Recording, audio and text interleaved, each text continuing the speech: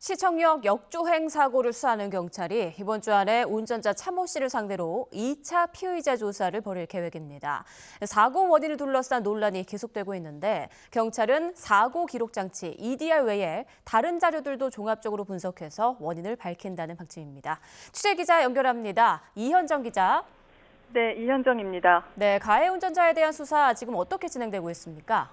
네, 경찰은 당분간 운전자 차모 씨의 퇴원이 어려운 만큼 이번 주 중반쯤 병원을 다시 찾아 두 번째 피의자 조사를 진행할 계획입니다.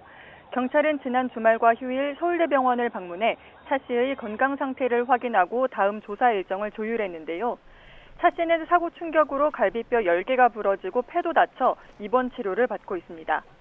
앞서 법원과 검찰은 차 씨가 병원을 나서기 어려운 상태라는 점을 고려해 도주 우려가 없다며 각각 체포영장과 출국금지 신청을 기각했는데요. 오늘 기자간담회에서 경찰청 관계자는 추가로 체포영장을 신청할 계획은 없다면서 수사 진행 상황을 보면서 판단하겠다고 밝혔습니다. 경찰은 사고 당시 가해 차량에 부딪힌 BMW와 소나타 차주 2명과 부상자 4명에 대해서는 참고인 조사를 이미 마친 것으로 알려졌습니다.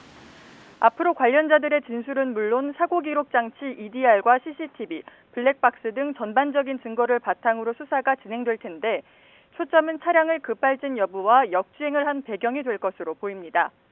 국립과학수사연구원에서 EDR과 CCTV 영상 등을 분석하고 있는데요.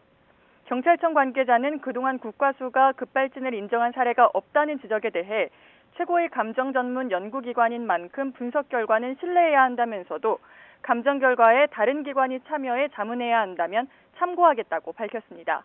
또 EDR 기록의 신빙성에 대한 문제 제기가 있다는 질문에 EDR 기록뿐 아니라 차량 전체 결함 여부, 사고 당시 영상과 관련자 진술 등을 종합적으로 판단해야 한다고 말했습니다.